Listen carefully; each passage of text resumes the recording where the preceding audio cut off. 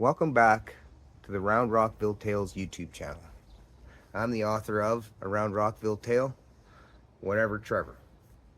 This week, we're on page 85, chapter 14, The Pit. Roundy had always been quick to heat and slow to cool. He grumbled to himself, walked over to Betsy, and prepared the rope to position the lever. Lumpy and Bold secured the first precarious glass piece with tie ropes. The three rocks worked in silence, tying the rope around the anchor to reduce stress on the glass. A crank made of hardwood was connected to the base of the lever to spool the rope in or out. The double pulley system allowed them to lift heavy weights with an almost comical amount of cranking. It looked silly, and the lifting was slow, but it worked. The heavy piece was lifted and pivoted out of the way. The second piece on the other edge of the pit got the same treatment. By the time Slate made his way all the way around the fence, the two pieces had been removed. The three glass pieces sat on the other side of Betsy, looking like sculptures. The sharp, jagged edges contrasted with the subtle curves which played with the sunlight. Reflected light hit Roundy's peripheral vision. He stopped for a moment and admired the glass shards. The razor-sharp edge of the glass projected rainbows in different directions, as if capturing and repurposing the sunlight. For the first time, he saw the glass shard as art. Okay, that's pretty cool. Art wasn't his thing, but he could see it. I have to admit, that's beautiful. Roundy took a deep breath and sat with the realization that he may have been a little bit too hard on his friend. I might owe Slate an apology. Lumpy noticed a change in Roundy, as if a switch had been flipped or a dial turned down. Lumpy walked over and stood beside Roundy, offering reassurance. It's all right. Slate will be okay. We can make it up to him. The lever hung in front of the pit with a makeshift harness ready for Slate. The fence line is fine. Diddly fine, boss. Slate began examining the harness, inspecting the web of hemp rope. He was about to climb into it. Roundy gave Slate an awkward smile and a respectful head bow. Slate knew that smile and a pint after work would be the only apology he would get. They had had dust-ups before. Whatever disagreements Slate and Roundy had in the past were forgotten. Roundy and Slate's friendship was as solid as the disputed fence's foundation. Roundy was opinionated and short-tempered. Slate knew that. Oh, Roundy, you little bugger. I love you, but sometimes I could just diddly do you in. Slate returned the smile and added a head nod. Lumpy joined Slate. Well, I'm sorry. I was out of place. That was between you and Roundy. Slate pulled on the connection of the heavy main rope to pull the boom in. Looking at Lumpy, Slate returned a cold look. Let's just get to work. Betsy's got you. We'll let you down nice and slow. Not much of a diddly choice. Betsy is strong, not fast. Slate squeezed into the harness, and Lumpy swung him over the pit. Bold used the crank and slowly lowered Slate down. The light of a flashlight and a headlamp invaded the darkness. The smell of dirt, mildew, and something else. A rotten egg smell that Slate couldn't quite place. The bottom was soft, wet, and muddy. All diddly right. I'm at the bottom. Give me some slack. Slate walked over to the edge of the pit. His lights revealed the dirt wall. The sinkhole wall was deeper than Slate was tall. Dirt easily crumbled from the wall with a light scrape of his fingers. It's awfully soft and moist, diddly oist. What caused this? Slate thought. And what is that smell?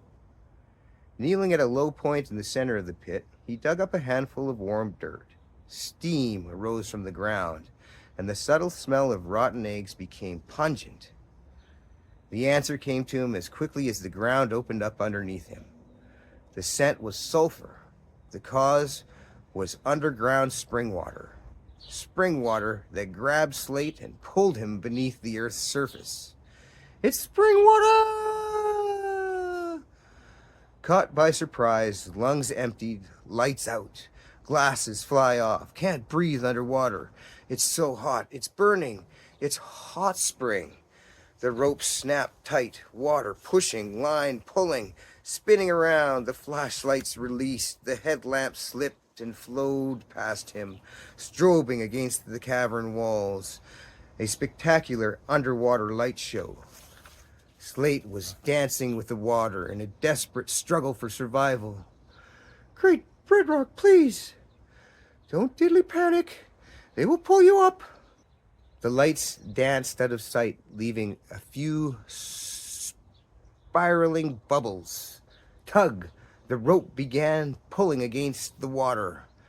Thank Bedrock. Hang on. They got you. Tear! Snap! The rope gave out. Water took over and pushed him deeper, spinning, sinking, disoriented. Which way is up? Pitch black. Can't see, can't stop. Adrenaline surged, heart pounded, oxygen deprived, reaching for the sides, fingers clawing and scraping. Lumpy was kneeling on the edge of the pit. Roundy, beside him, was guiding the end of the pivot. Bold operated the crank and spindle. It's spring water! Ah! The sound came first, a rumbling, crashing wave. A trap door opened up in the earth and sucked Slate down. Next came an overwhelming, rotten smell. Finally, the pit began to grow as the walls crumbled and the water rose. Lumpy jumped back in surprise, rubbed his eyes, and shook his head. For what seemed like 5 minutes, his brain processed what he had seen. Slate? What? Where did the water come from? Where did Slate go? What is that smell? In reality, he reacted in a fraction of a second, jumping back to the edge of the pit with his head extended into the hot, stinky steam. The pivot swung out of Roundy's grasp when the rope pulled taut. The release force sent him back on his butt. His heart pounded in his chest harder than his butt slamming the ground. The shock of what he just witnessed and the collision with the ground involuntarily emptied his lungs. For a second, Roundy was breathless in dismay. Slate! What the frack just happened to my friend? A vacant look in his eyes. When he got up, Lumpy was already lying at the edge of the pit, leaning further in. With a shake of his head, Roundy leapt over and grabbed hold of Lumpy's belt to anchor him. Bold didn't skip a beat. He was already spinning the crank like he was reeling in the catch of a lifetime. Bold had been in and dealt with dangerous workplace situations before. Nothing like this, but he knew to stay calm, focused on action. He wasn't losing a friend today. Hang in there, buddy. I got you. Bold yelled over the sound of the rushing water echoing from the pit. Roundy, do you see him? Nah, boss. Keep reeling. Lumpy, what do you see? Nothing but steam, boss. The pit opened up and swallowed another piece of the fence. Creak, crash, splash. The sharp edge of the glass caught the rope, severing it. Without hesitation or a second thought, Lumpy pushed Roundy back. Out of my way. I'm going after him. He jumped out and grabbed the new end of the rope as the other, severed end disappeared into the pit. Roundy jumped up, grabbed the swivel arm, and swung Lumpy over the center of the dark, steamy pit. Give me slack! Lumpy yelled over the noise of the rushing water. Bold popped the pin that connected the spindle to the crank. The rope was free to unravel. The spindle wailed and screeched as it spun. Lumpy put the rope in his mouth, gripping it tightly between his teeth, and dove into the darkness of the pit. Hang on, Slate. I'm coming for you. Lumpy disappeared into the thick steam, through the hot rising water, and down into the earth.